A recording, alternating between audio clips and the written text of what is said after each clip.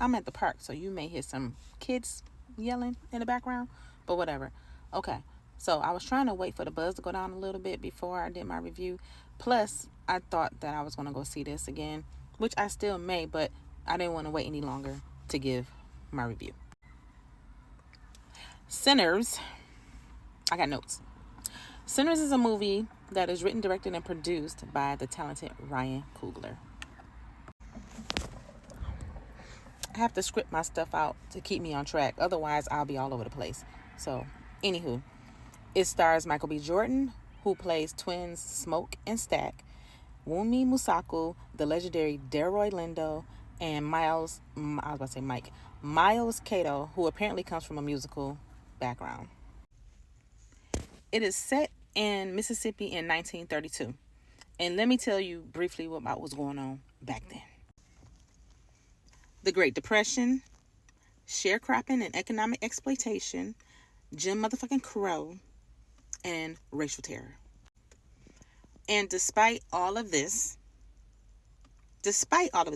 Black people were still creating beauty, joy, and resistance, like we still do. Blues music was booming in Mississippi, especially in the Delta. It was a form of expression and survival. Ryan Coogler used culture plus resistance with a supernatural twist rooted in the blues. Which means the blues was used as a conduit that both unified the Black community and summoned danger. In this case, literal white vampires. Blues music was born in Mississippi soil. So there was Black pain, there was longing, survival, and spirituality all poured into the sound. It was therapy, it was protest, it was ancestral. And it was ours. But because of that, white folks feared it, not just for what it sounded like, but for what it did. It stirred emotions, it inspired rebellion, and it made Black folks feel alive while living in a world. Let me say that again. It made Black folks feel alive in a world trying to keep them numb.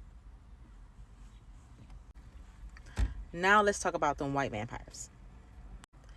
They were a metaphor for white supremacy, draining the life, culture, and energy from Black folks. Cultural appropriation, where Black creativity, like the blues, gets consumed, stolen, and repackaged. And even economic exploitation, where Black labor and artistry fuel entire industries and we're left with scraps. And the fact that the vampires are summoned by the blues hits deep. And I'm going to tell y'all why. It shows how our power both attracts and threatens oppressors. That the very thing that heals us is also the thing that brings out the monster in others. It is a spiritual and symbolic warning that they'll come for what makes us powerful. And blues has long been connected to hoodoo, conjure, and spirit work. And white folks demonized anything they didn't understand or couldn't control. Let me know in the comments what you think the vampires represented and what you saw in the blues as far as the story goes. See, I didn't have any spoilers. Aren't y'all happy? No spoilers for unless, the vampires part is considered spoiling for you if you didn't know that it had vampires in it. But I wanted to do a review that didn't include that many spoilers. But so, what y'all think?